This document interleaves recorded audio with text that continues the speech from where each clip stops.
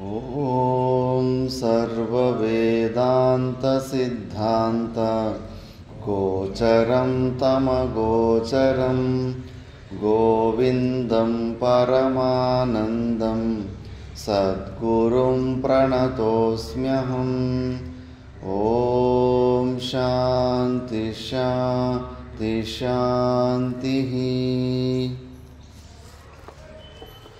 మనం వివేక చూడమని గురించి విచారణం చేస్తుంటిమి. ఇందులో ఆనందమయ కోశం గురించి విచారణ స్టార్ట్ అయింది. పంచకోశ వివేకాలలో పంచకోశాలకు అతీతంగా సాక్షి రూపంలో మన చైతన్యం ఉంటుందని చూపించే ప్రయత్నం చేస్తున్నారు. దీనే త్వం పదార్థ శోధనం అంటారు. తత్వమసి అనే మహావాక్యంలో 3 పదాలు ఉంటాయి. తత్తు, త్వమ్ము, అసి. తత్ అంటే అది అని అర్థం, త్వం అంటే నువ్వు అని అర్థం, అసి అంటే క్రియాపదం, అయి ఉన్నావు. అది అంటే పరమాత్ముని మనము దూరంగా ఊహించుకుంటాం కాబట్టి ఆ సర్వనామాన్ని ఉపయోగించారు. అక్కడెక్కడో మనకు భిన్నంగానే పరమాత్మని చూసుకునే అలవాటు కదా మనకు. ప్రతి ఒక్కరికి మనకు భిన్నంగానే పరమాత్మని వెతుక్కునే ఊహించుకునే అలవాటు ఉంటుంది కాబట్టి ఆ తత్ అనే పదం ద్వారానే మనము దాన్ని సంబోధన చేస్తుంటాము. మరి త్వం అంటే నువ్వు అని.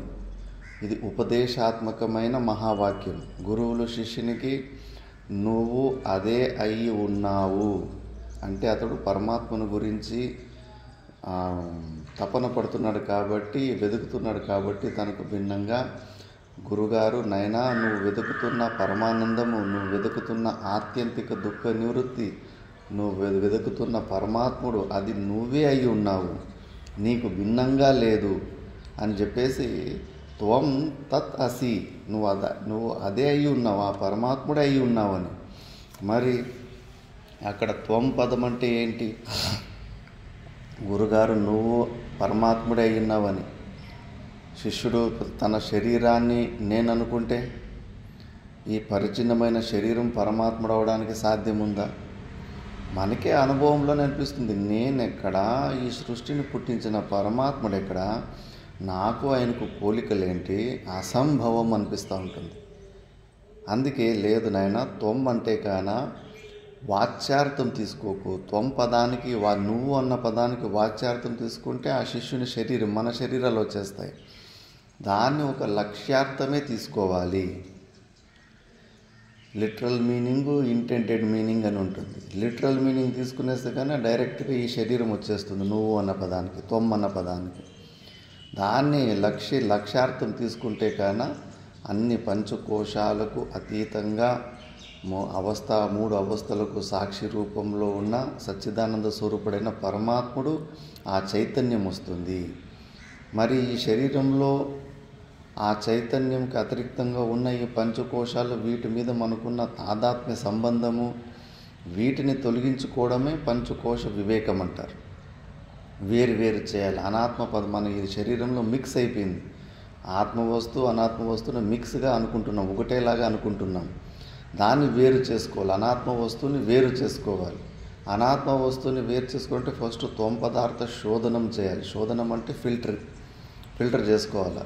త్వం అన్న పదార్థంలో నువ్వు ఏదేదో ఊహించుకున్నావు, శరీరాన్ని ఊహించుకునేసావు, శరీర సంఘాతాన్ని సంపూర్ణంగా ఊహించుకున్నావు.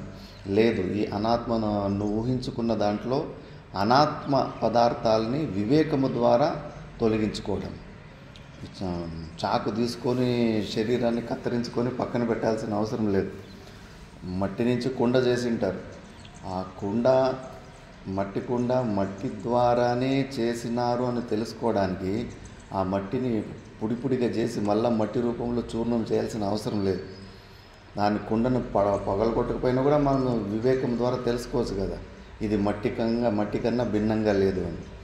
అలాగే వివేకంలో ఈ శరీరంలో కేవలం విచారణ ద్వారానే లోపల ఈ అనాత్మ వస్తువులని ఆత్మ వస్తువులు ఏంటని తెలుసుకొని ఈ అనాత్మ వస్తువుల మీద మనకున్న తాదాత్మ్యం, తదేవ ఆత్మ తాదాత్మ్యం, ఈ శరీరమే నేను అని ఏది రాంగ్ కన్క్లూజన్ ఉందో ఆ కన్క్లూజన్ని తొలగించుకోవాలంతే. దాన్నే త్వం పదార్థ శోధనం అంటారు.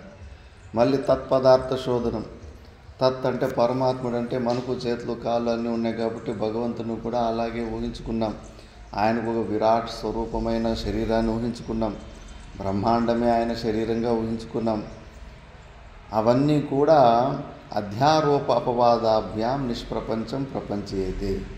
అది కూడా తత్ అన్న పదార్థానికి వాచ్యార్థం తీసుకుంటే ఈ సృష్టికి కారకుడైన మాయా విశిష్ట చైతన్య స్వరూపంలో ఉన్న హిరణ్య గర్భుడు వస్తాడు. అందులో కూడా మళ్ళీ ఫిల్టర్ చేసుకోవాలి. ఏ ఉపనిషత్తు దేవునికి చేతులు కాలు శరీరంలాగా కర్తృత్వ, పాలన కర్తృత్వ, లయకర్తృత్వ అన్నీ చెప్పిన ఉపనిషత్తు అదే ఉపనిషత్తులోనే ఆ పరమాత్మని స్వరూపం గురించి చెప్పేస్తుంది. అదృశ్యం, ఆ పరమాత్ముడు అదృశ్యం అంటే ఈ ఇంద్రియాల ద్వారా ఆ పరమాత్ముని జ్ఞానం కాదు. మరి సగుణ సాకార స్వరూపము పరమాత్మని గురించి మనకు జ్ఞానం అయిందా లేదా? వైకుంఠం గురించి, కైలాసం గురించి, అక్కడున్న కథలు, పురాణాలు అవన్నీ మనకు జ్ఞానం అయిపోయాయి కదా. మరి దృశ్యకోటికి వచ్చేసాయి. మరి ఆ దృశ్యకోటికి వస్తున్న సగుణ సాకార రూపాలు వాస్తవికము కాదు. జ్ఞానవత్వం, దృశ్యత్వం దేని గురించైనా మనకు జ్ఞానం అయిపోయిందంటే అది దృశ్యకోటికి వచ్చేస్తుంది. అదే ఉపనిషత్తు అదృశ్యం అంటుంది. అప్పుడు ఓహో అంటే ఇంకా పరమాత్మని నిర్గుణ నిరాకార స్వరూపంలోనే అసలు వస్తు స్వరూపంలో తెలుసుకోవడం అంటే అదే అని. నరేంద్ర మోదీ ఎవడంటే ఛాయ్ అమ్ముకునేవాడు కొడుకు అని తెలుసుకోవడము చాలా తక్కువ తెలుసుకోవడం. ఆయన ఈ అఖండ భారతానికి ప్రధానమంత్రి అని తెలుసుకోవడం ఆయనని పూర్ణంగా తెలుసుకోవడం అవుతుంది. సగుణ సాకార రూపాల్లో అవన్నీ తెలుసుకోవడం అక్కడంతా పరిచిన్న రూపంలోనే తెలుసుకుంటాం. దానికన్నా యథార్థ రూపంలో నిర్గుణ నిరాకార స్వరూపంలో తెలుసుకోవడము వాస్తవికం అంటారు. దాన్నే వస్తుతంత్రం అంటారు. సగుణ సాకార రూపాలు బుద్ధి తంత్రం ఉంటాయి. అందుకే రూపాలు కన్యాకుమారి నుంచి కాశ్మీర్ వరకు కృష్ణుని ఫోటోలు చూస్తే కన్నా 1,00,000 వెరైటీలు ఉంటాయి. ఆంధ్ర వాళ్ళకంతా ఎన్టీ రామారావులా కనిపిస్తూ ఉంటాడు కృష్ణ పరమాత్ముడు. ఉత్తర భారతం వాళ్ళకి మహాభారత సీరియల్ ఒకటి వచ్చి అక్కడ కృష్ణుని పాటు ఒక ఆయన మంచి బాగా చేసిండు, ఆయన రూపమే వస్తూ ఉంటుంది కృష్ణుడు రాముడు అంటే. కానీ అట్లా అవన్నీ బుద్ధితంత్రం. కర్తం అకర్తం అన్యథా కర్తం ఆప్షనల్గా ఎక్కడంతా అసాధ్యం ఉంటుందో అదంతా బుద్ధితంత్రమై ఉంటుంది. కానీ పరమాత్మని నువ్వు ఏ రోజు యథార్థంగా తెలుసుకుంటావు, అది ఎలా ఉందో అలాగే, అది నీకు భిన్నంగా కాదు, అది నీ స్వరూపంగానే. దాన్ని వస్తుతంత్రం అంటారు. మొబైల్ లాగానే తెలుసుకోవాలి. నేను మొబైల్ని గాడిదలాగా చూస్తానంటే కుదరదు. మొబైల్ ఎట్లుందో నువ్వు దాన్ని అలాగే తెలుసుకోవాలి. నిర్గుణ నిరాకార స్వరూపం పరమాత్మది వస్తుతంత్రం. అది ఎలా ఉందో దాన్ని యథార్థంగా మనము గ్రహించాలి. అలా తత్పదార్థంలో కూడా ఇలా ఎక్స్ట్రాలు ఏమేమి పెట్టుకున్నారు, మళ్ళా కర్తృత్వము, సృష్టి కర్తృత్వము, పాలన కర్తృత్వము, లయకర్తృత్వము, ఇవన్నీ ఆరోపాలు ఆ ఉపనిషత్తే తీసేస్తుంది. ఆ పరమాత్మలో కర్తృత్వం లేదు, అకర్త, అభోక్త, అశనా పిపాశరహిత, ఆకలి దప్పులు లేవు, అశరీరి నతస్య ప్రతిమా విద్యతే అని, ఆయనకు ప్రతిమలు లేవు అని అన్నీ మనం ఏమేమి ఊహించుకుంటామో ఎక్స్ట్రాలు, ఆ ఎక్స్ట్రాలన్నీ ఆ ఉపనిషత్తే తొలగించేస్తుంది. అక్కడ మళ్ళీ కేవలం శుద్ధ చైతన్యం ఒకటి మిగులుతుంది. ఇక్కడ త్వం పదార్థంలో ఇప్పుడు అదే పని చేస్తున్నాడు. దీన్ని ఫిల్టర్ చేస్తున్నాడు. అనాత్మ పదార్థాలని ఒకటే అన్నమయ కోశము, ప్రాణమయ కోశము, మనోమయ కోశము, విజ్ఞానమయ కోశము, ఇప్పుడు ఈ ఆనందమయ కోశం కూడా ఇది కూడా మన స్వరూపం కాదని ఇప్పుడు ఒక 2 శ్లోకాలు తొలగించేసి ఇక్కడ కూడా దాన్ని ఫిల్టర్ చేసిన తర్వాత ఇక్కడ చైతన్యం మిగులుతుంది.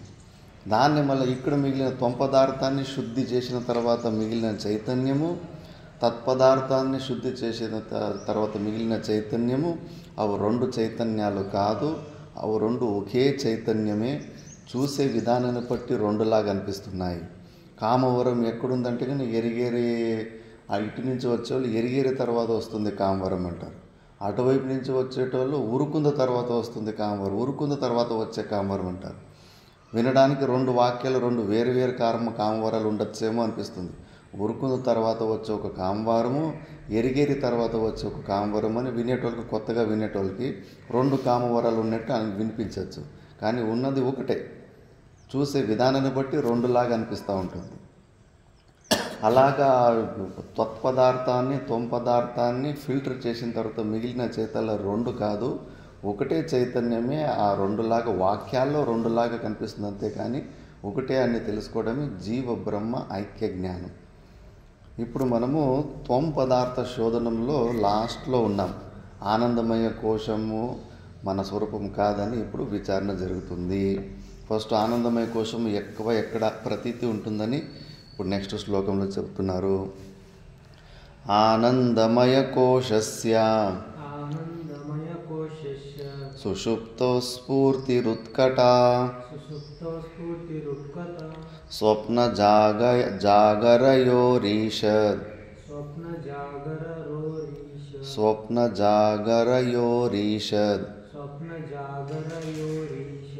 ఇష్ట సందర్శనాదినా ఆనందమయ కోశస్య సుషుప్తో స్ఫూర్తిరుత్కట స్వప్న జాగరయోరీషద్ ఇష్ట సందర్శనాదినా. ఆనందమయ కోశస్య సుషుప్తో స్ఫూర్తిరుత్కట స్వప్న జాగరయోరీష ఇష్ట సందర్శనాదినా. ఆనందమయ కోశము పూర్ణంగా ఎక్కడ దాని ప్రతీతి ఉంటుందంటే సుషుప్తి అవస్థలు, గాఢ నిద్రలో, స్వప్నాలు లేని నిద్రలోనే ఆనందమయ కోశము పూర్తిగా దాన్ని ప్రతీతి ఉంటుంది. మళ్ళా స్వప్నము జాగ్రత్త అవస్థ, ఇప్పుడు జాగ్రత్త అవస్థలో ఆనందమయ కోశము ఈషద్ కొద్దిగా ఎప్పుడో మనం ఇష్టమైన వస్తువు దొరికినప్పుడు, ఇష్టమైన పనులు జరిగినప్పుడు. ఒకసారి నేను ఎగ్జామ్ రిజల్ట్స్ బాగానే రాసింటి, నేను ఇంకా రిజల్ట్కి పోయి చూడలేదు, ఎవరో అన్నయ్యో వాళ్ళు చూసుకొచ్చేసి ఫస్ట్ ర్యాంక్ వచ్చినావు అని చెప్పేసరికి ఆ న్యూస్ వింటేనే శరీరంలో ఏదో ఒక ఆనందం, పరమానందం శరీరంలోనే నేను అబ్జర్వ్ చేస్తే. అలా మనకు ఇష్టమైనది ఏదైనా దొరికిపోయిందనుకో, ఆ ఆనందము కొంచెం ఈ అవయవాలలో, శరీర గాత్రాలలో, భావాలలో వ్యక్తమైపోతుంది పరమానందంగా. అది జాగ్రత్త అవస్థలో కొద్దిగా చాలా ఇష్టమైనది వస్తువు మనం అనుభవించినప్పుడు అది అలా అనుభవంలోకి వస్తుంటుంది. స్వప్నంలో కూడా స్వప్నంలో ముఖ్యంగా బాల్యావస్థలో 14 సంవత్సరాల కన్నా కింద వయసులో ఉన్నప్పుడు తెలుసో తెలియక చేసిన కొన్ని పుణ్యకర్మలు, పాపకర్మలు ఒక ఫలమే స్వప్నాల్లో పనిష్మెంట్గా వస్తూ ఉంటుంది. అట్లా మనం బాల్యావస్థలో ఎన్నో పుణ్యకర్మలు కూడా చేసింటాం మనకు తెలియకుండా. చిన్న పిల్లలు కూడా ఎంతో మంచి పుణ్యకర్మలు చేసేసింటారు, పాపం పనులు కూడా ఎక్కువ చేసింటారు. ఆ పుణ్యముఖ ఫలము స్వప్నంలో ఒకసారి మంచి స్వప్నాలు, ఆనందభరితమైన స్వప్నాలు వస్తూ ఉంటాయి. అట్లా స్వప్నావస్థలో కూడా కొద్దిగా ఆనందమయ కోశము వ్యక్తమవుతూ ఉంటుంది. ఎక్కువ అంటే గాఢ సుషుప్తిలోనే, గాఢ నిద్రలోనే ఆనందమయ కోశము దాని ప్రతీతి. స్ఫూర్తి ఉత్కటంగా ఎక్కువ అక్కడ మనకు ప్రతీతి ఉంటుంది. సరే, మరి ఈ ఆనందమయ కోశము ఎలాగో అది సమస్య ఏమీ లేదు కదా. సుషుప్తి అవస్థ గురించి ఇప్పటి వరకు ఎవరు వచ్చి షికాయతులు చెప్పనే లేదు. ఆ సుషుప్తి అవస్థలో సమస్యలు ఉన్నాయి, ఎందుకంటే అక్కడ ఏమీ లేనే లేదు, మనసు బుద్ధులు లేవు, ప్రపంచం లేదు, ఈ శరీరం బాణ కూడా లేదు. కాబట్టి అక్కడ సమస్యలే లేవు. దాని గురించి వచ్చి ఎవరు గురువుల దగ్గరికి వచ్చి షికాయతులే చెప్పరు. స్వప్నాల గురించి కూడా ఎక్కువ షికాయతులు చెప్పరు. ఏదన్నా దుస్వప్నాలు వస్తే, విచిత్రమైన వస్తే కొద్దిగా వచ్చి గురుగారి దగ్గర చెప్పుకుంటారు, ఇలాంటి స్వప్నాలు వస్తున్నాయి, ఏంటి సమస్య అని అంతే. లేకపోతే స్వప్నాల గురించి కూడా ఎవరికి సమస్యనే లేదు. జాగ్రత్త అవస్థ గురించినే ఎక్కువ సమస్య ఉంటుంది. మరి ఇప్పుడు ఆ సుషుప్తి అవస్థ అనే సమస్య లేని స్థితిగా చూస్తున్నామంటే కానీ అక్కడ మనకు రసము దొరికిపోయింది. ఈ ఆనందమయ కోశంలో అలవాటు పడిపోయాం మనం. అందుకే ఈ శరీరంలో మనకు అత్యంత వైరాగ్యం వస్తలేదు. కాబట్టి దాని గురించి విచారణ చేయాలి, అది కూడా మన స్వరూపం కాదు అని. అందుకే నెక్స్ట్ శ్లోకంలో చెప్తున్నారు, ఈ ఆనందమయ కోశం మన స్వరూపం కాదు, దాన్ని కూడా వదిలిపెట్టుకోవాలి. నైవాయమానందమయ పరాత్మా సోపాధికత్వాత్ ప్రకృతేర్వికారాత్ కార్యత్వహేతోః సుకృత క్రియాయా వికారసంగాత సమాహితత్వాత్ विकारसङ्गातसमाहितत्वात् नैवायमानन्दमयः परात्मा सोपाधिकत्वात् प्रकृतेर्विकारात् कार्यत्वहेतोः सुकृतक्रियाया विकारसङ्गातसमाहितत्वात् नैवायमानन्दमयात् परात्मा सोपाधिकत्वात् प्रकृतेर्विकारात् कार्यत्वहेतोः सुकृतक्रियाया विकारसङ्गातसमाहितत्वात् నా ఏవ ఆనందమయ పరాత్మ. ఈ ఆనందమయ కోశము పరాత్మ కాదు, మన ఆత్మస్వరూపము కాదు. ఎందుకు?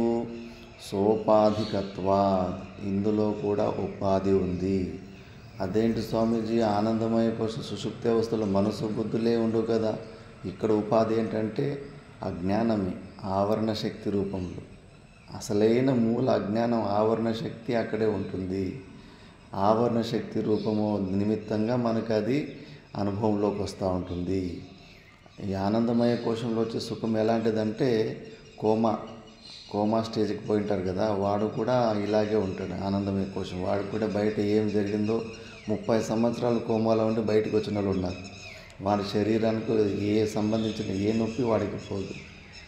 మళ్ళీ మత్తు, ఇది అనస్థీసియా, ఇంజెక్షన్ అవన్నీ తీసుకున్న వాళ్ళకు కూడా చేతుల కాలు ఎక్కడ వేసింటారు ఇంజెక్షన్, అక్కడ నొప్పి వాళ్ళకి పోదు. అలాంటి స్థితి. అందుకే ఒక్కొక్కసారి సమాధుల్లో కూడా జడ సమాధి అని ఒకటి ఉంటుంది.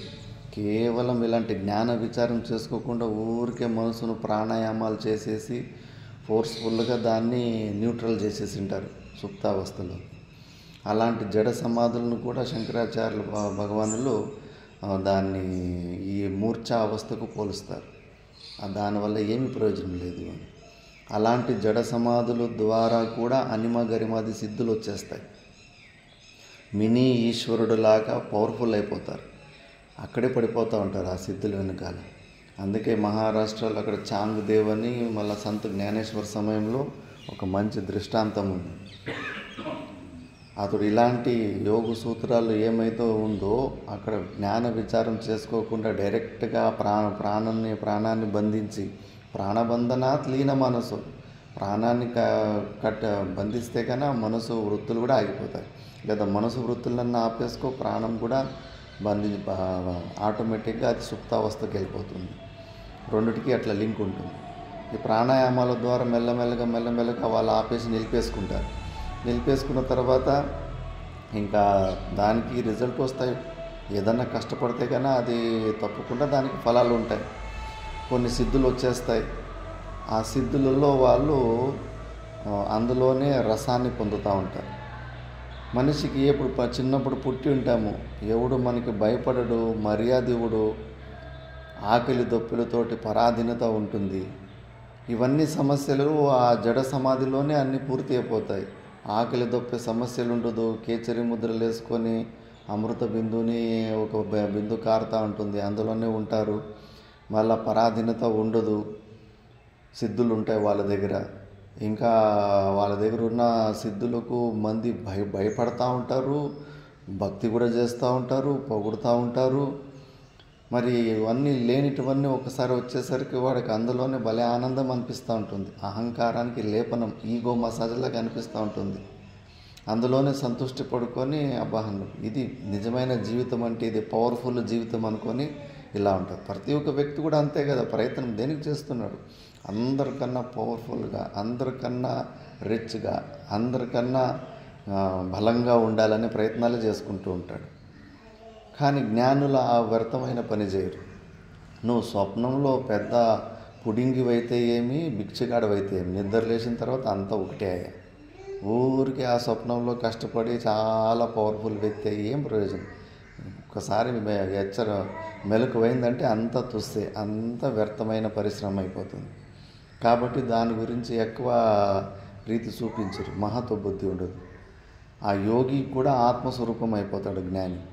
ఆ సమయంలో ఈ చాంగదేవ్ అనే ఆయన జడ సమాధిలో అలాంటి ప్రాణాయామాలు చేసుకొని ఆ సిద్ధులు పొందింటాడు. వశీకరణం అంతా బాగా నేర్చుకుంటాడు, జీవులన్నీ వశీకరణం చేస్తుంటాడు. అదే సమయంలోనే సంత జ్ఞానేశ్వర్ వాళ్ళ అక్క అన్న చెల్లెళ్ళు వాళ్ళంతా వాళ్ళు కూడా జ్ఞాన మార్గం ద్వారా నీ స్వరూపంలో నిలిచిన రోజు నీకు వాళ్ళు కూడా అనిమ గరిమాతి సిద్ధులు అన్నీ ప్రకటమైపోతాయి. చోటా మహారాజు వీళ్ళంతా ఏమీ చేయలేదు. వాళ్ళ దినచర్యలో పుట్టినప్పటి నుంచి కేవలం శ్రవణ మన నిధిధ్యాసనము. చోటా మహారాజు 5 నిమిషాలు కొద్దిగా ప్రాణాయామం రోజు, అంతే, దానికన్నా ఎక్కువ లేదు. ఇంతే దినచర్య. ఇలాంటి దినచర్యలన్నీ అలాంటి అనిమ గరిమాది సిద్ధులు అలాంటి గొప్ప స్థితులన్నీ వాళ్ళ దగ్గర కూడా వచ్చినాయి. కానీ ఆ సిద్ధుల ప్రదక్షిణ కానీ వాళ్ళు ఎక్కువ చేయరు. ఏదో అలా జరిగిపోతుంటాయి కానీ వాటికి ఎక్కువ మహత్వ బుద్ధి ఇవ్వరు. ఎందుకంటే మిథ్యాత్మ నిశ్చయం బాగా దృఢంగా ఉంటుంది. కానీ వీళ్ళకి అలా కాదు. జడ సమాధుల ద్వారా సిద్ధులు వచ్చిన వాళ్ళకు భయంకరంగా వాళ్ళు పవర్ఫుల్ వ్యక్తులను చూపించుకోవాలని చూస్తుంటారు. అన్ని జగత్ సత్యత్వ బుద్ధి ఉంటుంది వాళ్ళకి. మళ్ళీ జగత్తు మిథ్య అనేది ఉండదు, జగత్ సత్యం అనే బుద్ధే ఉంటుంది. మళ్ళీ సంత జ్ఞానేశ్వర శిష్యులు, చాంగదేవుని శిష్యులు ఇంకేం మా గురు గొప్ప చెప్పుకుంటారు కదా. ఇక్కడ కూడా మాకు కూడా చెప్తుంటారు. మా అడిగీష స్వామీజీ అసలు స్వయంగా నిద్రలేసి ఆయనే చెత్తలు ఊడ్చుకునేవాడు, అసలు కారు తీసిస్తే కూడా వద్దనేవాడు, బస్సులో పోయేవాడు, అంత వైరాగ్యం అని. ఎందుకంటే శిష్యులకి అది గొప్ప అనిపిస్తుంది. ఇంకొంచెము పోతే కన్నా దానికన్నా మా గురుగారు, ఇంకో గురుగారు ఉంటారు, మా గురుగారు అసలు ఆశ్రమమే కట్టలేదు. ఎంత వైరాగ్యం చూడండి. మీ గురుగారు కన్నా మా గురుగారు గొప్ప అని ఇంకొకరు వాళ్ళ గురుగారు గురించి చెప్పుకుంటారు.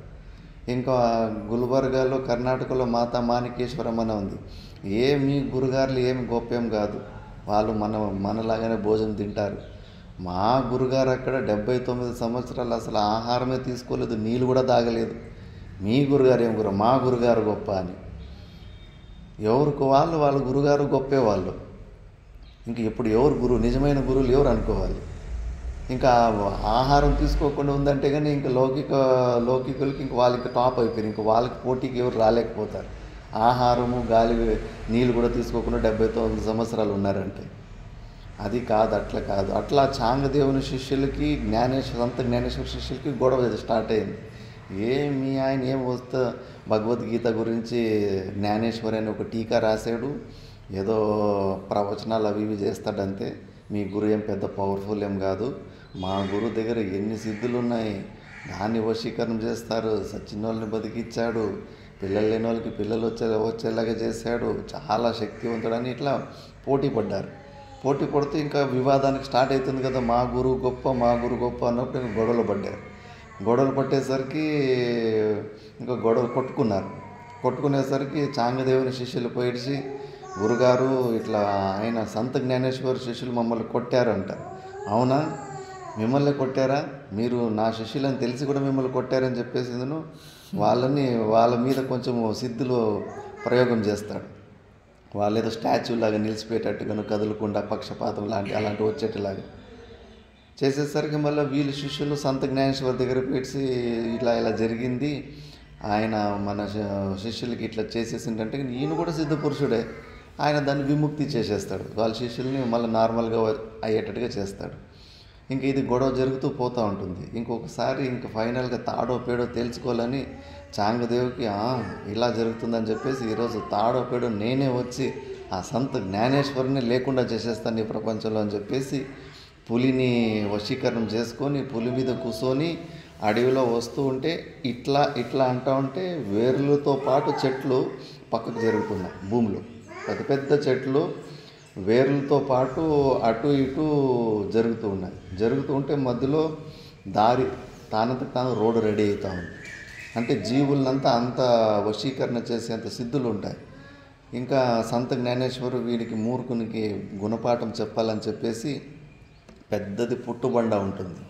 ఆ పుట్టుబండ మీద ఈ అన్న చెల్లెలంతా కూర్చొని ఆ పుట్టుబండని పైన ఆకాశ మార్గంలోకి లేసి పైన ఆకాశ మార్గంలో నుంచి వస్తుంటారు. ఇంకా ఆ స్పాట్లో కింద నుంచి చూసి అక్కడే వాడికి మీటర్ ఆఫ్ అయిపోతుంది చాంగదేవుని. అబ్బో, నేను బతికిన జీవుల్ని వశీకరణ చేస్తుంటే కానీ ఈయన పుట్ట బండను కూడా వశీకరణ చేసుకొని ఆకాశ మార్గంలో వస్తుంటే ఆయన దగ్గర ఎంత గొప్ప సిద్ధులు ఉన్నాయని చెప్పేసి అక్కడే ఓటమిని ఒప్పుకొనేస్తాడు. మళ్ళీ సంత జ్ఞానేశ్వర్ కిందకి వచ్చి మూర్ఖుడా 240 సంవత్సరాలు అయింటాయి అప్పటికి. 240 సంవత్సరాలు నువ్వు వ్యర్థమైన పనికిరాని ఈ సిద్ధులు వెంబడిపోయిడిచి జీవితం అంతా నాశనం చేసుకున్నావు. ఎంతో ఏకాగ్రత ఉంటేనే నీకు ఈ సిద్ధులు కూడా వస్తాయి. ఆ ఏకాగ్రతని అంతఃకరణ శుద్ధిని పొంది తత్వమసి అది మహావాక్యాలని తెలుసుకొని జ్ఞానాన్ని పొంది ఉంటే ఇప్పటికి నువ్వు జీవన్ముక్త స్థితిలో ఉండేవాడివి. నీకు అంత పెద్ద గొప్ప స్థితికి పోయావు, నీకేమన్నా భయం పోయిందా? నా నుంచి నీకు భయం కలగలేదా? సింహానికి ఏ ప్రాణుల ద్వారా భయం ఉండదు, కానీ ఎక్కువ తిరిగి చూసుకునేది అదే అడవిలో ముందు పోతూ పోతూ. మరి ఏంటి, ఏ ప్రాణి ద్వారా దానికి భయం లేనప్పుడు ఎందుకు అంత పిరికి దానికంటే వెనక్కి తిరిగి చూసి ముందు పోతుందంటే ఇంకో బలమైన సింహం ఏమన్నా వస్తుందా అని భయం. యోగికి మిగతా వాళ్ళ దగ్గర ఎవరికి భయం లేదు, కానీ వానికన్నా బలమైన యోగి ఇంకోటి ఎవడు ఉన్నాడని వాడికి భయపడతా ఉంటాడు. ఆ పిరికితనము ఆ భయంతో జీవించేది అది బతుక. జ్ఞానికి ఆ భయం ఉంటుందా? ద్వితీయాద్వై భయం భవతి, ద్వైతం ఉన్నవాడికే భయం. అందరూ ఆత్మస్వరూపమైపోతాడు జ్ఞానికి ఆ భయమే ఉండదు. అప్పుడు భయం ఉందంటే కన్నా వాడు అజ్ఞానినే. మరి స్వప్నంలో చెప్తాడు, స్వప్నంలో నువ్వు రాజు అయితే ఏమి, బిచ్చకాడైతే ఏమి, మెలకు వచ్చిన తర్వాత అంతా ఒకటే కదా. అలాంటి పనికిరాని మిథ్యా జగత్తులో పరిశ్రమనంతా వ్యర్థం చేసుకోకు అని. మళ్ళా ఇక్కడ కూడా మళ్ళా గోరఖనాథ్ ఆయన కూడా అంత సిద్ధులే వాళ్ళంతా సిద్ధులు పొందేసి కొన్ని సిద్ధులు పొందింటారు. గోకర్ణంలో కర్ణాటకలో గోకర్ణం కాడ అప్పుడు అల్లమ్మ ప్రభు గారు అక్కడికి వస్తూ ఉంటే గోరఖనాథ్ పిలుస్తాడు, ఏ సాధు ఇట్రా అంటాడు. వచ్చి వాటిలే వట్టిగా ఎర్రబట్టలు వేసేసుకున్నావు లేదా ఏమైనా సిద్ధులు పొందినావా లేదా అని. ఏమో మా గురుగారు నేర్పించినవి కొన్ని నేర్చుకున్నాంలే అని. అవునా అని చెప్పేసి పట్టు అని కత్తిస్తాడు అల్లమ్మ ప్రభుకి గోరఖనాథ్. నన్ను కొట్టు అంటాడు. కొడితే కానీ శరీరంలో టన్ అని సౌండ్ వస్తుంది. ఇత్తడిలాగా చేసేసుకున్నాడు శరీరాన్ని సిద్ధుల ద్వారా. మళ్ళీ అల్లం కొరకు మళ్ళీ తనకు కత్తినిచ్చి ఇప్పుడు నువ్వు నన్ను కొట్టు అంటాడు. ఏ పిచ్చోడా, నా దగ్గర సిద్ధులు ఉన్నాయి, నేను నా దగ్గర గట్టి శరీరం చేసుకున్నాను, నిన్ను కొడితే నువ్వు చచ్చిపోతావు అంట. అయ్యో పర్వాలేదు, సన్యాసం తీసుకున్నప్పుడే మేము మా పిండ ప్రధానాలు ఇచ్చేసాము, ఆ రోజే చచ్చిపోయాం మేము. ఇప్పుడు ఏది ఉన్నా ఆ సచ్చిదానంద స్వరూప అంశమే ఉండేది, దాని గురించి నువ్వు చింతచేయకు, నువ్వు కొట్టు అన్నాడు. ఆ కత్తి తీసుకొని ఇట్లా అంటే వాయులాగా ఉందంట శరీరం, గాలిలాగానే ఉందంట. అయ్యో ఇదేమి సిద్ధి ఇది, నేను శరీరాన్ని రాయిలాగా చేసుకుంటే ఈయన గాలిలాగానే చేసుకున్నాడు అని అప్పుడు అహంకారం పోతుందంట. అప్పుడు మళ్ళీ అతన్ని తిడతాడు, మూర్ఖుడా, ఈ సిద్ధులు వెంబడిపడి జీవితాన్ని నాశనం చేసుకుంటున్నావు కదా. ఇవన్నీ సిద్ధులు, అవన్నీ ఆటంకాల విఘ్నాలవు మన సాధనలు. నువ్వే ఆలోచించు. ఇప్పుడు ఒక ఆశ్రమంలో, దయానంద సరస్వతి ఆశ్రమంలో వాడి జోలు కూడా ఎత్తుకోవడానికి కష్టంగా ఉండంట ఒక బ్రహ్మచారికి. అలాంటి ఓటికి మేనేజర్ చేసేసారు కొటారి అని. ఆ మేనేజర్ పోటిస్తే మళ్ళీ 50 కేజీలు బియ్యం మూట మీద మోసుకొని పోయి వంటింటికి వేస్తున్నాడంట.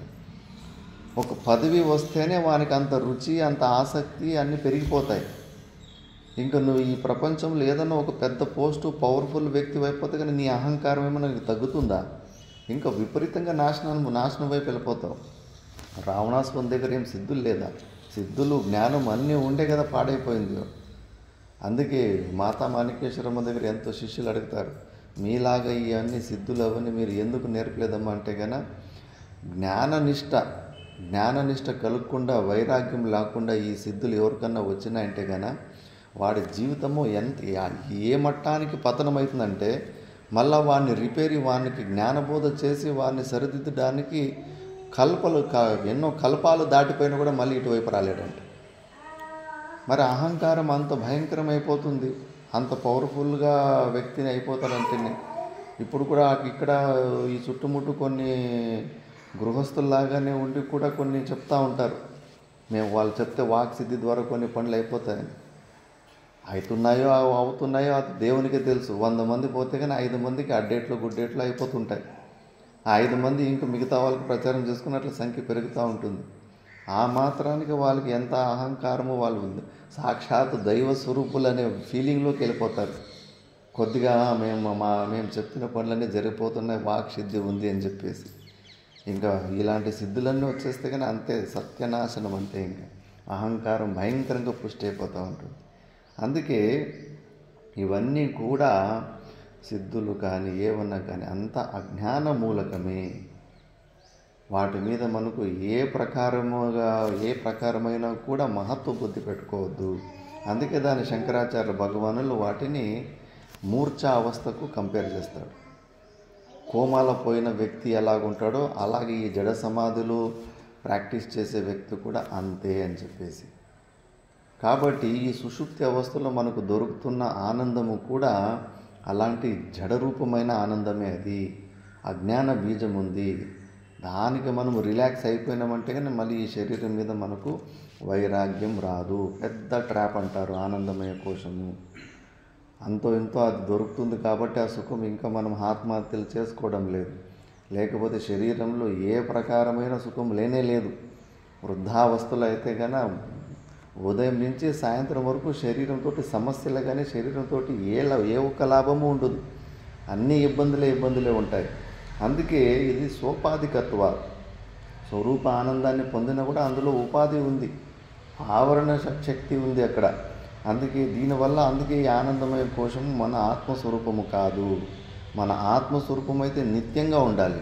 ఇది కేవలము కాసేపటికే గాఢ సుషుప్తిలో ఉంటుంది.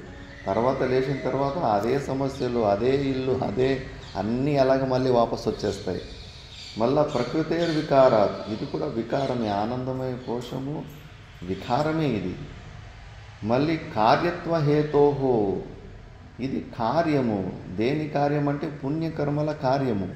పూర్వజన్మలో ఎక్కువ పుణ్యకర్మలు చేసుకుంటే వాళ్ళకు అలాంటి స్వప్నాలు లేని నిద్ర ఎక్కువ వస్తూ ఉంటుంది. మళ్ళీ జాగ్రత్త అవస్థలో కొద్దిగా ఇష్టమైన వస్తువులు అనుకూల పరిస్థితుల్లో వచ్చినప్పుడు ఆనందమయ కోశం వ్యక్తమవుతూ ఉంటుంది. పుణ్యముఖ కార్యం. యద్యత్ కృతకం తత్తద్ అనిత్యం. ఏదైతే కృతకమో అది అనిత్యమే. ఇప్పుడు కూడా మనకు భూలోకం ఎలా ప్రాప్తి చెందింది? పూర్వజన్మలో మనం పుణ్యం మళ్ళీ పాపకర్మలు చేసుకున్నాం కాబట్టి. స్వర్గం ఎలా దొరుకుతుంది? పుణ్యకర్మలు చేసుకుంటే స్వర్గం దొరుకుతుంది. యద్యత్ కృతకం, ఇవన్నీ కొన్ని కర్మలు చేసుకున్నాం కాబట్టి ఇవి దొరికినాయి. చూస్తూ ఉండగానే ఈ భూలోకాన్ని ఎంతమంది వదిలిపెట్టి వెళ్ళిపోయారు. అనిత్యం, ఎవరికి పర్మనెంట్ కాదని. ఏది కృతకం ఉంటుందో అదంతా కూడా అనిత్యమే. అందుకే ఈ కార్యత్వ హేతు ద్వారా ఆనందమయ కోశము మన స్వరూపము కాదు. సుకృత క్రియాయా, పుణ్యకర్మలో ఒక ఫలము ద్వారా మనకి దొరికింది. మళ్ళా వికార సంఘాత సమాహితత్వ, ఇది ఆనందమయ కోశము కూడా వికార సంఘాత సమాహితత్వ. ఎందుకంటే ఇది సావయవం. ఇది ఇప్పుడు తైత్తిరీయోపనిషత్తులో ప్రతి ఒక్క కోశాన్ని ఒక పక్షితోటి తులనా చేస్తారు. పక్షి అంటే దానికి ఒక తల, 2 రెక్కలు, కాలు, పొట్ట, ఇవన్నీ పార్ట్లు ఉంటాయి. మన శరీరంలో కూడా వేళ్ళు, కళ్ళు, ఇవన్నీ పార్ట్లు ఉంటాయి. పార్ట్లతో పాటు ఉన్నదాన్ని సా అవయవం అంటారు. మన స్వరూపము నిరవయవం, ఏ అవయవాలు ఉండవు, సింగిల్గా ఒకేలాగా ఉంటుంది. ఈ ఆనందమయ కోశాన్ని కూడా ఉపనిషత్తుల్లో పక్షితోటి కంపేర్ చేశారు. పక్షితోటి కంపేర్ చేశారు కాబట్టి ఇందులో కూడా అవయవాలు ఉన్నాయి, పార్ట్లు. ఏ పార్ట్లు ఉన్నాయి? నారాయణ చైతన్యం ఆనందమయ కోశంలో ఎట్లా పార్ట్లు? మన శరీరంలో అంటే కళ్ళు, చెవులు, చేతులు, ఇవన్నీ పార్ట్లుగా ఉన్నాయి. ఆనందమయ కోశంలో పార్ట్లేమి.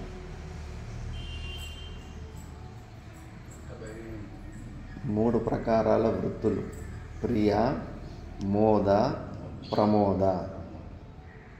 మూడు ప్రకారాల వృత్తులు ఉన్నాయి. కాబట్టి ఒకవేళ సింగల్ వృత్తిగా, బ్రహ్మాకార వృత్తి సింగల్ వృత్తిగా ఉంటే కానీ అవయవాలు లేవు, ఒకేలాగా ఉందని. బుద్ధి వృత్తుల్లో పార్ట్లుగా ఉంది. అందుకే ఇది కూడా సావయవం ఇది.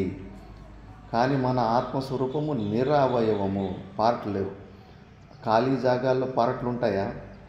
ఉండవు. ఖాళీ స్పేస్లో పార్ట్లు ఉండవు, అది ఒకేలాగే ఉంటుంది. ఆల్ పర్వేసివ్గా సర్వవ్యాపకంగా ఉన్న వస్తువుల్లో పార్ట్లు ఉండవు.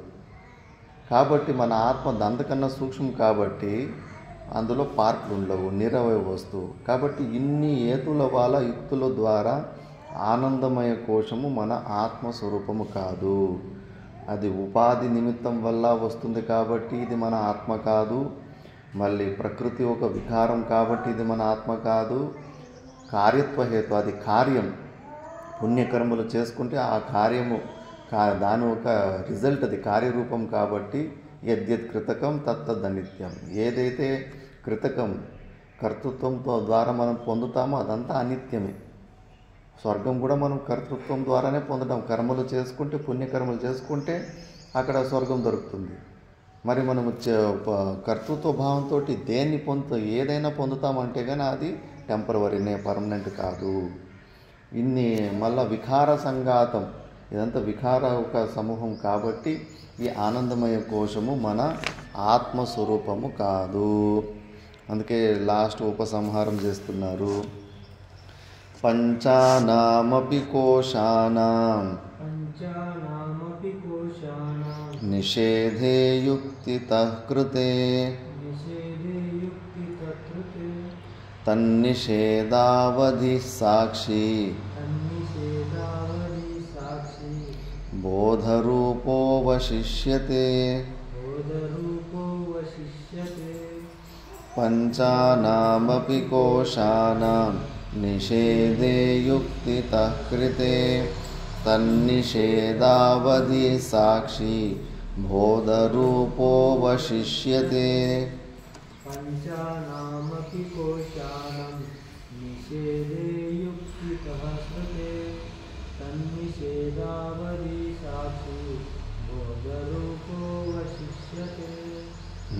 పంచానమపి కోశానాం, పంచకోశాలన్నిటినీ కూడా నిషేధించిన తర్వాత యుక్తితః కృతే, యుక్తి ద్వారా నిషేధం చేస్తే తన్నిషేధావధి సాక్షి బోధరూప అవశిష్యతే. అన్ని నిషేధం చేసిన తర్వాత కేవలము ఒక సాక్షి మాత్రం మిగులుతుంది. సయేవ ముఖ్యాత్మ ఇది జ్ఞేయ ఇత్యాహ. అదే ఏది సాక్షి రూపంలో మిగిలి ఉంటుందో అదే మన ఆత్మస్వరూపము.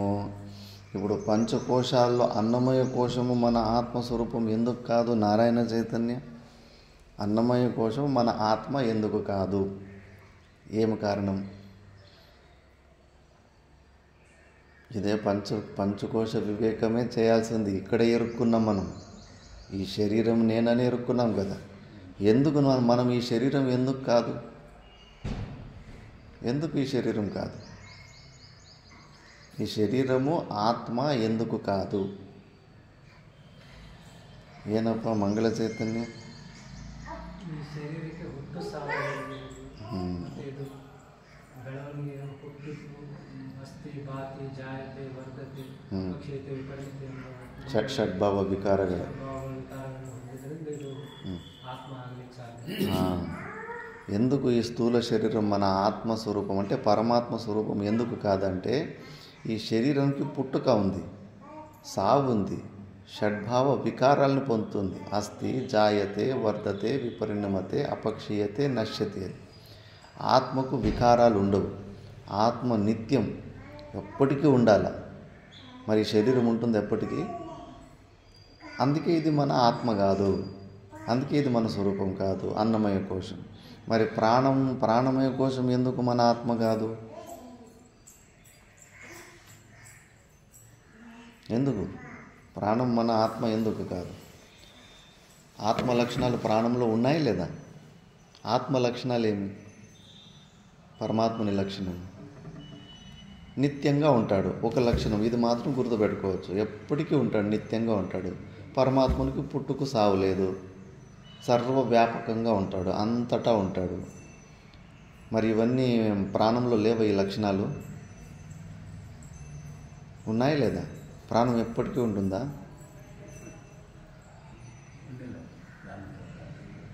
ప్రాణం వస్తుంటుంది, పోతుంటుంది. గంత ఉచ్ఛ్వాస నిశ్వాస రూపంలో క్రియలు జరుగుతుంటాయి ప్రాణంలో. మన ఆత్మలో క్రియలు జరుగుతాయా?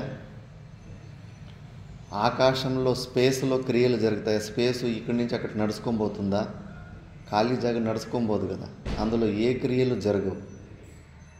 మరి ప్రాణంలో క్రియలు కూడా జరుగుతున్నాయి కదా, ఉచ్ఛ్వాస నిశ్వాస రూపంలో. గంత మళ్ళీ ఈ స్థూల శరీరం ఉన్నంతసేపే ఈ ప్రాణం, దానికి శ్వాస లెక్కబడి ఉంటాయి. మళ్ళీ సుప్త రూపంలోకి వెళ్ళిపోతుంది. సూక్ష్మ శరీరంలో సుప్త రూపంలో ఉంటుంది. ఉచ్ఛ్వాస నిశ్వాస రూపంలో ఉండదు ప్రాణం. కాబట్టి దీనికి పుట్టుకు సావు ఉంది ప్రాణం. అందుకే మరి ఆత్మ లక్షణాలకు ఇది రెండు కలవడం లేదు.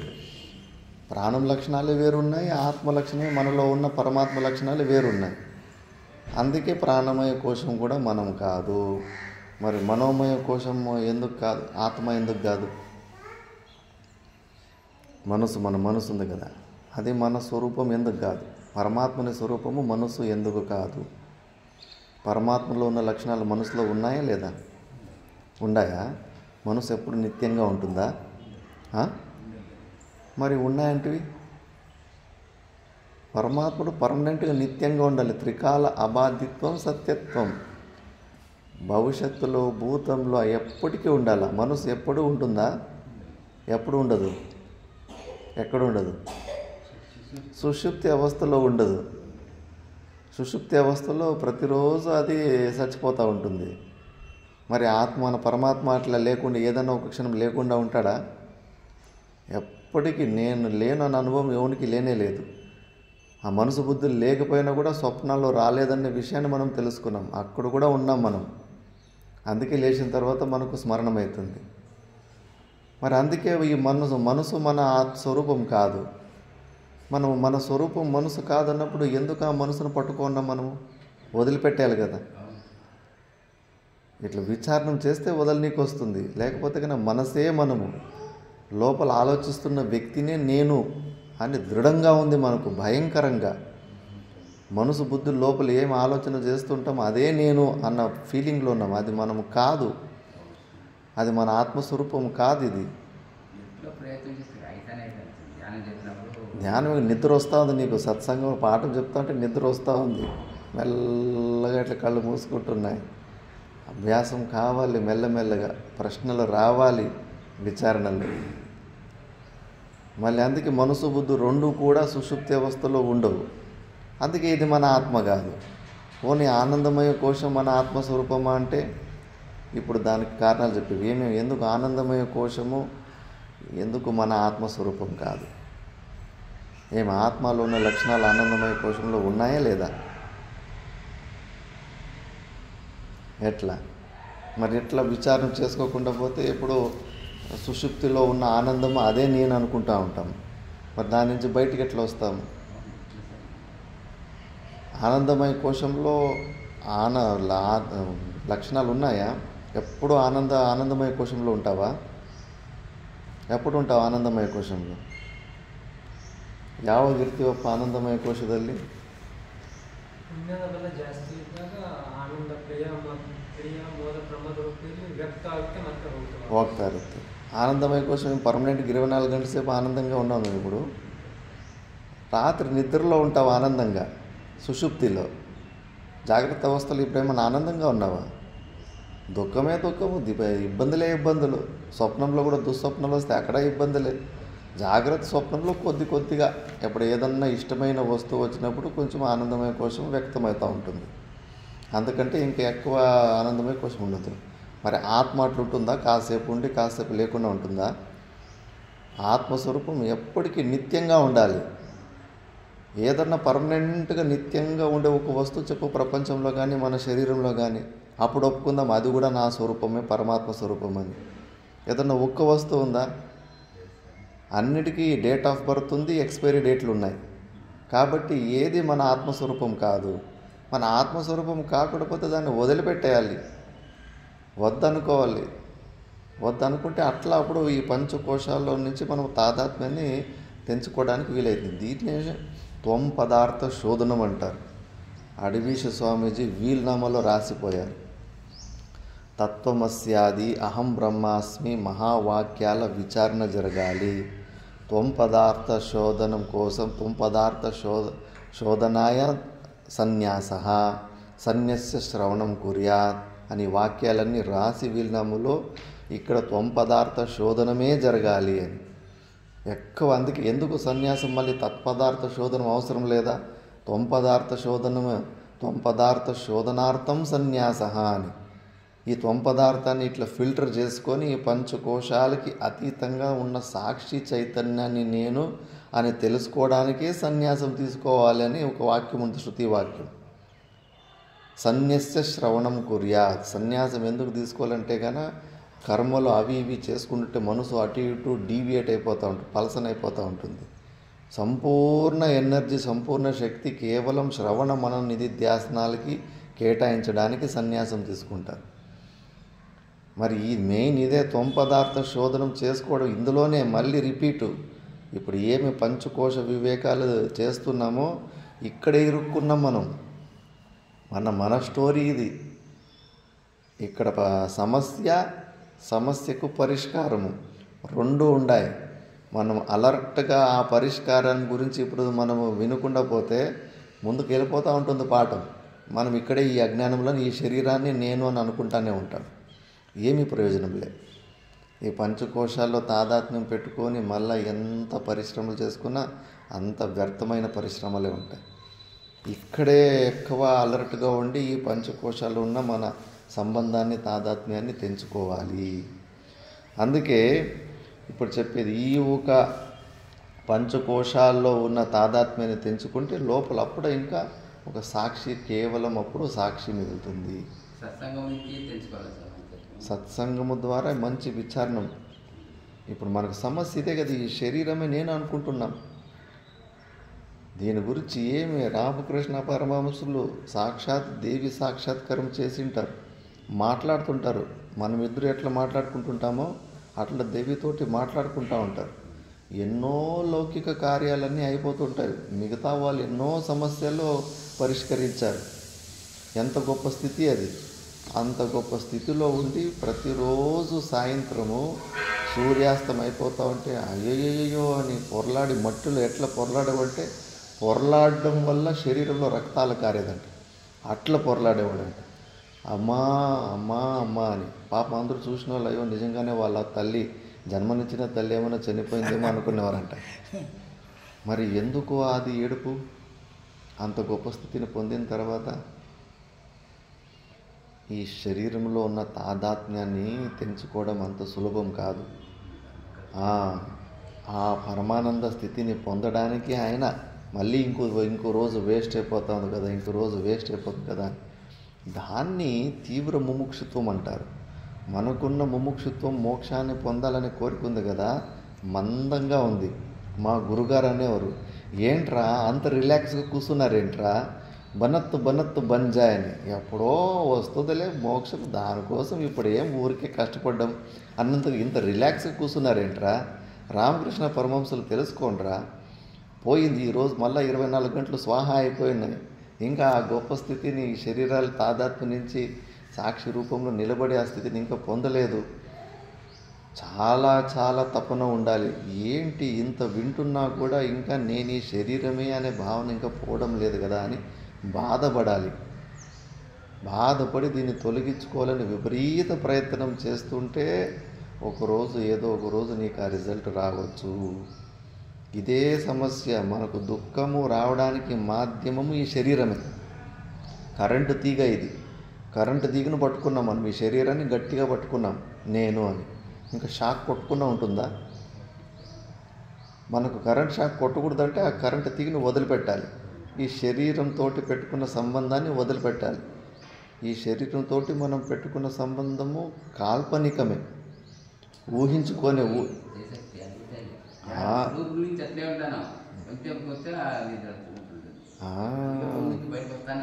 ఏమనుకున్నావు? దేవతలు కూడా నిద్ర కూడా దేవత. శ్రేయాంసి బహు విజ్ఞాని. ఎవరన్నా మంచి తపశ్చర్యము చేసి ఇటువైపు వస్తే కన్నా ముఖ్యంగా అక్కడ నిద్రాదేవత వచ్చి అటాక్ చేసేస్తుంది. చాలా అలర్ట్గా ఉండాలి, చాలా జాగ్రత్తగా ఉండాలి. బాగా విచారణ చేస్తూ ఉంటే కానీ దీని గురించి ముముక్షుత్వం తీవ్రత్వం అవుతుంది. మంచిగా జపాలు ఏంది పుణ్యం వల్లనే అంతఃకరణలో అశుద్ధి ఉండడం వల్లనే మనకు ఈ సమస్యలు. అంతఃకరణం శుద్ధి అయిపోయిందనుకో తొందరగా ఈ జ్ఞానం అంటుకుంటుంది. మెయిన్ ప్రాబ్లం అది. మరి అంతఃకరణ శుద్ధి పుణ్యకర్మలు చేస్తుంటే వస్తుంది. అందుకే పుణ్య సాధనలు ఏమేమి ఉన్నాయో, పారాయణాలు కానీ, స్తోత్ర పఠనాలు కానీ, ఇలాంటి సత్సంగాలు కానీ, ఇవి ఎక్కువ చేసుకుంటూ ఉండాలి. ఏ పని చేసుకుంటున్నా మంచిగా జపం చేసుకుంటూ ఉంటే కన్నా ఒక్కరోజు దాని ఫల రూపంలో అంతఃకరణ శుద్ధి అయితే ఇదే విషయమే మళ్ళీ మంచిగా జీర్ణమైపోతుంది. ఇంద్రుడు విరోచనుడు ఇద్దరు వెళ్తారు బ్రహ్మదేవుడి దగ్గరికి. బ్రహ్మ అంటే ఏంటి, పరమాత్మ అంటే ఏంటి అని అంతా అడుగుతారు. ఎదురుగా ఇద్దరు వ్యక్తులు చూసుకొని ఒకరి కళ్ళలో ఒకరు ఏది కనిపిస్తుంటుందో అదే బ్రహ్మ అని చెప్పేసి ఉంటాడు. ఇప్పుడు నువ్వు ఎదురుగా చూసుకుంటే నీ కన్ను రెటీనాలో నా ముఖమే కనిపిస్తుంది. విరోచనుడు అంటే ఈ శరీరమే బ్రహ్మ అన్నాడు, ఇదే నేను బ్రహ్మ అనుకోని ఇంకా అంతే, ఆ రాంగ్ ఆన్సర్ తీసుకొని కిందకు వచ్చేసాడు. అందుకే ఈ శరీరాన్ని బాగా పుష్టిగా కాపాడుకోవడము, రక్షించుకోవడము. ఇప్పుడు చచ్చిపోయిన తర్వాత సమాధి వరకు స్నానం చేసి పూలారాలు వేసుకొని బ్యాండ్ భజంత్రులు ఇంకా డ్యాన్స్ చేసుకొని కూడా తీసుకొని పోతారు. ఇదంతా విరోచన నుంచి వచ్చిన సంస్కారం భూలోకంలో. ఎందుకంటే ఈ స్థూల శరీరమే నేను అనే భావం అనుకొని ఇంక వచ్చేసి ఇంకా దాన్ని ఆచరణలోకి తీసుకొచ్చేసారు. ఇంద్రుడు కూడా అవునా అని చెప్పేసి కాస్త ముంగిట పోయి, అయ్యో శరీరంలో ఎదుటివాడి కళ్ళల్లో కనిపించేది ఈ శరీరం అంటే ఈ శరీరము ఇది కల్పాంతం వరకు ఉంటుంది. కల్పాంతం తర్వాత ఈ శరీరం నా పదవి అయిపోయిన తర్వాత ఈ శరీరం ఉండదు. కానీ శాస్త్రము ఆత్మ నిత్యం అంటుంది. మరి ఏంటి అని చెప్పేసి మళ్ళా బ్రహ్మదేవుడి దగ్గరికి వాపసు వస్తాడు. మళ్ళా ఇంకోసారి ఉపదేశం చెప్తే మళ్ళా సగం తెలుసుకుంటాడు. ఒకసారి మళ్ళా మూడోసారి ఉపదేశం చెప్పినప్పుడు అప్పుడు అర్థం చేసుకుంటాడు. అప్పుడు విచారణ వస్తుంది, మరి బ్రహ్మదేవుడు స్టార్టింగ్లో పూర్తిగా చెప్పలేదా, మూడోసారినే కరెక్ట్ ఆన్సర్ ఇచ్చాడంటే కన్నా లేదు. స్టార్టింగ్లో కూడా నీలో ఉన్న సాక్షి చైతన్యమే నీ స్వరూపం అని చెప్పాడు. కానీ వీళ్ళలో అంతఃకరణ శుద్ధి లేదు కాబట్టి వీళ్ళు గ్రహించలేకపోయారు. అంతఃకరణలో అశుద్ధి ఉంది కాబట్టి గ్రహించలేకపోయారు. 3 సార్లు కరెక్ట్ ఉత్తరమే ఇచ్చాడు బ్రహ్మదేవుడు. మనం కూడా అంతే, సత్సంగాలు వింటూ ఉంటాము, పుస్తకాలు అయిపోతూ ఉంటాయి. కానీ ఏదో ఒక రోజు క్లిక్ అవుతుంది, ఓహో అని. ఇప్పుడు తెలుసుకున్నది అప్పుడు అంతా ఒకటే ఉంటుంది, ఇన్ఫర్మేషన్ వేరుగా ఉండదు. మనలో అంతఃకరణ శుద్ధి లేకపోవడం వల్లనే మనం దీన్ని సరిగ్గా గ్రహించలేకపోతున్నాము. మళ్ళీ ఇప్పుడు అందుకే నెక్స్ట్ శ్లోకంలో ఆత్మ లక్షణం గురించి చెప్తున్నారు. ఇప్పుడు యోయమాత్మా స్వయం జ్యోతి పంచకోశ విలక్షణ అవస్థాత్రయ సాక్షి సన్ నిర్వికారో నిరంజనః సదానందః సవిజ్ఞేయః స్వాత్మత్వేన విపశ్చితా యోయమాత్మా స్వయం జ్యోతిః పంచకోశ విలక్షణః అవస్థాత్రయ సాక్షి సన్ నిర్వికారో నిరంజనః సదానందః సవిజ్ఞేయః స్వాత్మత్వేన విపశ్చితా. యోయమాత్మా స్వయం జ్యోతిః పంచకోశ విలక్షణః అవస్థాత్రయ సాక్షి సన్ నిర్వికారో నిరంజనః సదానందః సవిజ్ఞేయః స్వాత్మత్వేన విపశ్చితా. యహ అయం ఆత్మ, మన ఆత్మ, ఇది డెఫినేషన్. పరమాత్మని డెఫినేషన్ గురించినే ప్రపంచమంతా భ్రాంతిలో ఉన్నాయి. అన్ని వస్తువుల డెఫినేషను అన్ని ప్రపంచంలో ఒప్పుకుంటున్నారు, అన్ని లక్షణాలు. కానీ పరమాత్మని లక్షణాల విషయంలో మాత్రము ఒక్కొక్కడికి ఒక అభిప్రాయం. అందుకే శాస్త్రం చెబుతుంది స్వయం జ్యోతి, మనలో ఉన్నది మన ఆత్మస్వరూపము స్వయం జ్యోతి, ప్రకాశ స్వరూపము. అందుకే అది భాష్యకార భగవానులు ఏక శ్లోకిలో ఎంత స్పష్టంగా చెప్పేశారు, మన లోపల ఉన్న మన ఆత్మస్వరూపం కూడా ప్రకాశ స్వరూపము అని. కిం జ్యోతిర్తవ భానుమానహని మే రాత్రౌ ప్రదీపాదికం స్యాదేవం రవిదీపదర్శన విధౌ కిం జ్యోతిరాఖ్యాహి మే చక్షుస్తస్య నిమీలనాది సమయే కిం ధీధియో దర్శనే కిం తత్రాహమకో భవాన్ పరమకం జ్యోతిస్తదస్మి ప్రభో. ఒకే శ్లోకంలోనే బృహదారణ్యకోపనిషత్తులో జ్యోతిర్బ్రాహ్మణంలో ఉన్న సత్యాన్ని మొత్తం చెప్పేశారు. గురు శిష్యుల ప్రశ్న ఉత్తర రూపంలోనే ఉంది ఇందులో. గురు శిష్యుడా, పొగలు దేని సహాయం ద్వారా నువ్వు అన్ని వస్తువులు చూస్తావురా అంటే, సూర్యుని కిరణాల ద్వారా గురుగారు. Very good. మరి రాత్రిపూట్ల అన్ని వస్తువుల్ని ఎలా చూస్తావురా అంటే, దీపము ద్వారా, చంద్రుని వెలుతురు ద్వారా అంటాడు. Very good.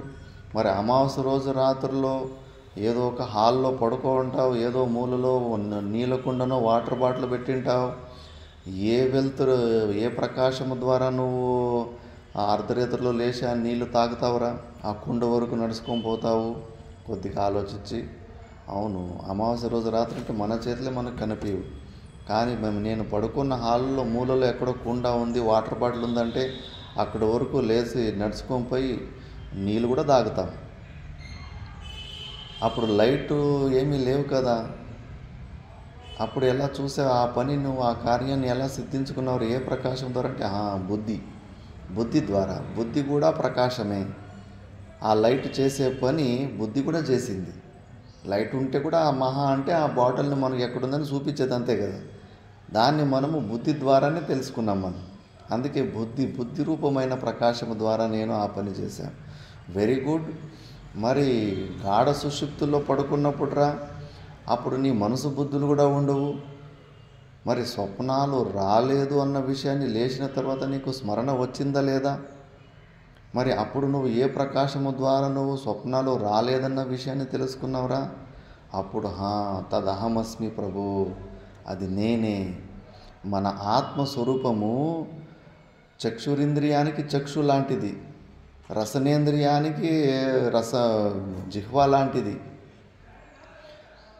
శ్రోత్రేంద్రియానికి చెవు లాంటిది.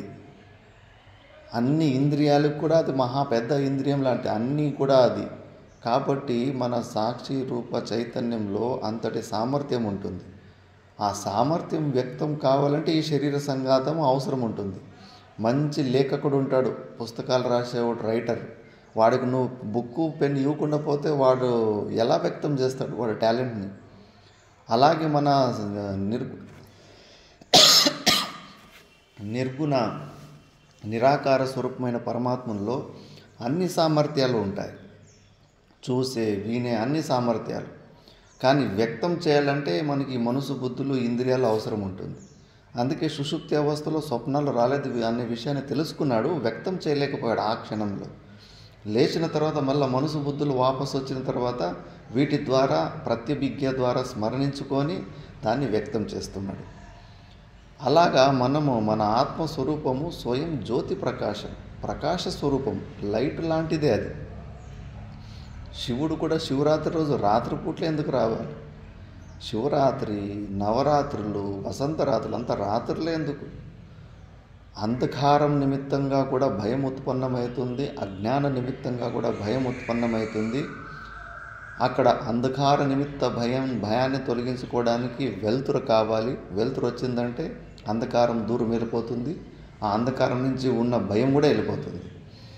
అలాగే ఇక్కడ అజ్ఞానం నిమిత్తంగా ఉన్న భయాన్ని తొలగించుకోవాలంటే జ్ఞానం ఉదయం కావాలి. ఆ జ్ఞానం కూడా ప్రకాశ స్వరూపమే అన్న ఆ రూపంలో మనకు వ్యక్తం చేయడానికి పరమాత్మలు, అవతార పురుషులు అందరూ కూడా, మహర్షులు అందరూ కూడా ఇలాంటి సింబాలికల్గా ఎప్పటికైనా వీళ్ళు తెలుసుకొని అని అలాంటి మన పండుగలు కూడా ఉన్నాయి. అన్నిటిలోనూ ఈ మోక్ష జ్ఞానమే ఉంది. అందుకే మన లోపల మన ఆత్మస్వరూపం అలాంటి ప్రకాశ స్వరూపం. మళ్ళీ అవస్థాత్రయ సాక్షి సన్, 3 అవస్థలు, జాగ్రత్త అవస్థ, స్వప్నావస్థ, సుషుప్తి అవస్థ, మూడు అవస్థల్లో జరిగిన విషయాలు మనకు ఫుల్గా జ్ఞాపకం ఉన్నాయి. ఇప్పుడు ఎరిగేరులో, కామవరంలో, మళ్ళీ ఊరుకుందులో, 3 ఊర్లో కూడా జరిగిన విషయము ఒకే వ్యక్తి చెప్పాలంటే వాడు 3 ఊర్లోనూ ఉండాలి కదా, లేకపోతే కన్నా అక్కడున్న విషయాలు చెప్పలేడు కదా. అలాగే మనం ఈ 3 అవస్థల్లో ఉన్న విషయాలు తెలుసుకుంటున్నామంటే 3 అవస్థల్లో కూడా మనమే ఉన్నాం. కాబట్టి ఆ కేవల సాక్షి రూపంలో మనం 3 అవస్థలకు కూడా సాక్షి రూపంలో ఉన్నాము. మళ్ళా నిర్వికారః నిరంజనః, ఏ వికారాలు లేవు. కానీ మనకేమనిపిస్తూ ఉంది, నేను చిన్నప్పుడు బాల్యావస్థలో ఉండి మళ్ళీ యవ్వనావస్థలోకి వస్తే ఇప్పుడు మధ్య వయస్సుతో నేను వృద్ధావస్థకు వచ్చాను, ఇంకా కొన్ని రోజుల బదులు చచ్చిపోతాను, అన్ని వికారాలు కల్పించుకుంటున్నాము లేదా? ఈ శరీరానికి ఉన్న వికారాలన్నీ నాలో ఉన్నాయి వికారాలు. నేను వృద్ధుణ్ణి అంటున్నాను. ఆ వృద్ధత్వాన్ని కూడా సాక్షి రూపంలో నువ్వు చూస్తున్నావు. కానీ నేను వయసుని, నేను వయసు పెద్దలకు నువ్వు మర్యాద ఇవ్వాల్సి, పిల్లలు తిడతాం లేదా? పెద్దలు అంటే మీకు గౌరవం లేదేం లేదా? నేను పెద్దోని, నేను వయసైనోని అనే అది మనకు ఆ భావన వచ్చిందా లేదా? కాబట్టి ఇవన్నీ వికారాలు ఏమీ లేవు ఆత్మలో. నిరంజనః, ఏ ప్రకారమైన మలినాలు కూడా అంటుకోవు. ఆత్మను ఎవరు గలీజ్ చేయలేరు. ఖాళీ జాగానే, స్పేస్నే మనం గలీజ్ చేయలేము. ఎట్లా గలీజ్ చేస్తాం? వాయువుని కావచ్చు కొంచెం దుర్గంధం ద్వారా మలినం చేయొచ్చు, కానీ స్పేస్ని, ఖాళీ జాగాని ఎవరు గలీజ్ చేయలేరు. దానికన్నా సూక్ష్మంగా ఆత్మని ఎవరన్నా మలినాలు మనము అతికించలేము. ఈ అంతఃకరణ శుద్ధి కూడా, ఈ అంతఃకరణం నేను అనుకోవడం వలన నువ్వు కడుక్కోని, ఈ బాత్రూమ్ నాదంటే నువ్వే కడుక్కో. పక్కింటోడు బాత్రూమ్ కడుక్కోం కదా, ఎందుకంటే అది మన బాత్రూమ్ కాదని. ఈ అంతఃకరణం కూడా నువ్వు నాదనుకుంటున్నావు, మరి నువ్వు కడుక్కో, శుద్ధి చేసుకో. ఈ అంతఃకరణమే నాదనుకుంటే కానీ అయిపో కేల్కతం దుకాన్ బంద్. అందుకే అది నిరంజనః సదా ఆనంద. మన స్వరూపము కంటిన్యూస్గా ఆనంద స్వరూపం. అక్కడి నుంచి స్వభావం నుంచి బయటకు వచ్చేసి ఇక్కడ కొట్టుమిట్లాడుతున్నాం.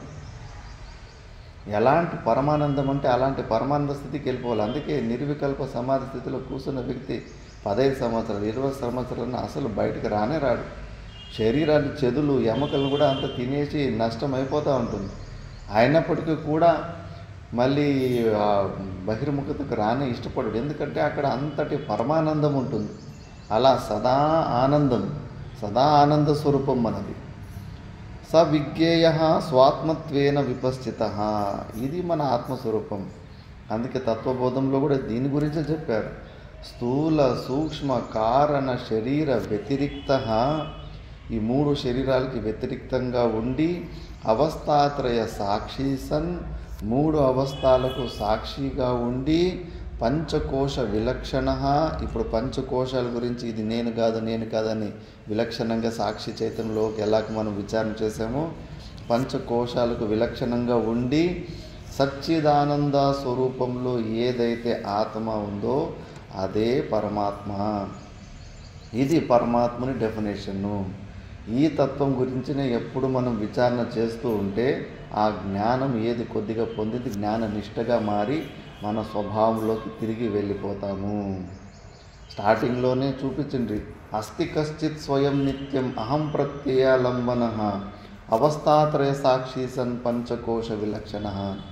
ఉంది, అస్తి, నేను అని ఏదో ఒకటి అంటున్నాం, నేను అనే ఒక శబ్దము, ఒక భావనకు ఆలంబన రూపంలో లోపల బింబరూప చైతన్యం ఉంది. దాన్ని గుర్తించండి, అదే మన ఆత్మస్వరూపము అని శాస్త్రం చెబుతా ఉంది. ఇలా పంచకోశ వివేకం చేసిన తర్వాత ఈ కేవలం ఇప్పుడు త్వంపదార్థ శోధనంలో పంచకోశాలకు అతిరిక్తంగా ఉన్న సాక్షి చైతన్యం ఇది మన ఆత్మస్వరూపం అని చెప్పడం జరిగింది. ఇంకొన్ని శ్లోకాల తర్వాత తత్పదార్థ శోధనం చేస్తారు. భగవంతుడు అంటే సగుణ సాకార రూపాల్లో తెలుసుకున్న భగవంతుడు, అందులో ఏంది నిజమైన పరమాత్ముడు స్వరూపం ఏంటి అని అక్కడ కూడా ఫిల్టర్ చేసిన తర్వాత మళ్ళా అక్కడ ఒక సాక్షి చైతన్యం మిగులుతుంది. మళ్ళా ఐక్యం, జీవ బ్రహ్మ ఐక్యం గురించి మళ్ళా శ్లోకాలు వస్తాయి. ఆ జీవ బ్రహ్మ ఐక్య శ్లోకాలని దాన్ని జీవ బ్రహ్మ ఐక్య శ్లోకాలు అంటారు. అవి చాలా అద్భుతంగా ఉన్నాయి. దీంట్లో వివేక చూడమని నిధిధ్యాసనలు అవన్నీ కంఠస్థాలు చేసుకొని కళ్ళు మూసుకొని వాటి గురించి ఆలోచన చేస్తుంటే చాలు. లాస్ట్ మూమెంట్లో సాధకులకి కేవలం మీ ఐక్యం గురించి మాట్లాడే శ్లోకాలే ఆలంబనంగా పెట్టుకోవాలనుకుంటారు. మీకు మళ్ళా ఏబిసిడీలకు పోకూడదని లాస్ట్లో నిధిధ్యాసనంలో. అంత కొంతమంది సెలెక్ట్ చేసుకుని ఒక లిస్టు పెట్టుకుంటారు. విచారణ చేసుకుంటే లాస్ట్ మూమెంట్లో సాధకులు వాటి గురించి అక్కడే స్ట్రెస్ చేస్తూ ఉంటారు. ఇంకా మిగతాది మనం నెక్స్ట్ క్లాస్లో చూద్దాం.